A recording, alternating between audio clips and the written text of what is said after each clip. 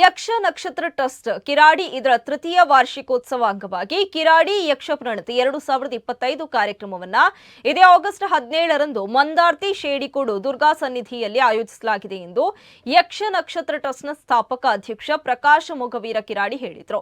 ಈ ಕುರಿತು ಸುದ್ದಿಗೋಷ್ಠಿಯಲ್ಲಿ ಮಾಹಿತಿ ನೀಡಿದ ಅವರು, ಪ್ರತಿ ವರ್ಷದಂತೆ ನೀಡಲಾಗುವ 2025 ಯಕ್ಷ ನಕ್ಷತ್ರ ಪ್ರಶಸ್ತಿಗೆ ಖ್ಯಾತ ಪ್ರಸಂಗಕರ್ತರಾದ ಕಂದಾವರ ರಘುರಾಮ ಶೆಟ್ಟಿ ಹಾಗೂ 2025 ಯಕ್ಷ ನಕ್ಷತ್ರ ಕಲಾಪೋಷಕ ಪ್ರಶಸ್ತಿಗೆ ಕೃಷ್ಣಮೂರ್ತಿ ಮಂಜರು ಮಾರಣಕಟ್ಟೆ ಅವರು ಆಯ್ಕೆಗೊಂಡಿದ್ದಾರೆ ಎಂದರು. ಇದೇ ಸಂದರ್ಭದಲ್ಲಿ ಹಿರಿಯ ಕಲಾವಿದರಾದ ದೇವದಾಸ ಶೆಣೆ ಆರ್ಗೋಡು, ಎಂಕೆ ರಮೇಶ್ ಆಚಾರ್ಯ, ನರಾಡಿ ಭೋಜರಾಜ ಶೆಟ್ಟಿ, ರಮೇಶ್ ಬೆಲ್ತೂರು, ಸದಾಶಿವ ಶೆಟ್ಟಿಗಾರ್ ಸಿದ್ದಗಟ್ಟೆ, ನಾಗೂರು ಶೀನದೇವಾಡಿಗ ಅವರಿಗೆ ಯಕ್ಷ ಪ್ರಣತಿ ಗೌರವ ನೀಡಲಾಗುವುದು. ಪ್ರತಿಭಾವಂತ ಕಲಾವಿದರಾದ ಶಶಿಕಾಂತ್ ಶೆಟ್ಟಿ ಕಾರ್ಕಳ, ಈಶ್ವರ ನಾಯ್ಕ್ ಮಂಕಿ, ಡಾಕ್ಟರ್ ಪ್ರಖ್ಯಾತ್ ಶೆಟ್ಟಿ, ಸುಧಾಕರ್ ಕೊಠಾರಿ, ಯಳಚಿತ್, ಗಣೇಶ್ ನಾಯ್ಕ, ಎಡಮುಗೆ ಗೋವಿಂದ ವಂಡಾರು ಇವರುಗಳಿಗೆ ಪ್ರೋತ್ಸಾಹಕ ಪ್ರತಿಭಾ ಪುರಸ್ಕಾರ ನೀಡಲಾಗುವುದು ಎಂದರು. ಸುದ್ದಿಗೋಷ್ಠಿಯಲ್ಲಿ ಹನುಮಗಿರಿ ಮೇಳದ ಕಲಾವಿದ ಸಂತೋಷ್ ಹಿಲಿಯಾಣ, ಮಂದಾರ್ತಿ ಮೇಳದ ಕಲಾವಿದ ಸಂದೇಶ್ ಶೆಟ್ಟಿ ಅರಡಿ, ಯಕ್ಷ ನಕ್ಷತ್ರ ಟ್ರಸ್ಟ್ ಸದಸ್ಯರಾದ ಪ್ರಶಾಂತ ಮೊಗವೀರ ನಡೂರು, ನಾಗರಾಜ ಕುಂದರ್ ನಡೂರು, ಗೌರವ ಸಲಹೆಗಾರ ಅಶೋಕ್ ಕುಂದರ್ ಮಂದಾರ್ತಿ, ಸಾಲಿಗ್ರಾಮ ಮೇಳದ ಕಲಾವಿದ ಪ್ರಸನ್ನ ಶೆಟ್ಟಿಗಾರ್ ಇದ್ದರು.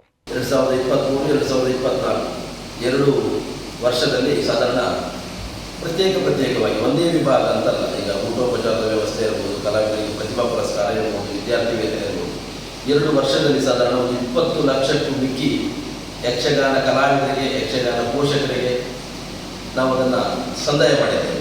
ಇದು 3ನೇ ವರ್ಷದ ಕಾರ್ಯಕ್ರಮ. ನಾಡಿದ್ದು ಆಗಸ್ಟ್ 17ನೇ ತಾರೀಕು ಭಾನುವಾರ ಬಂದಾಗಿದೆ.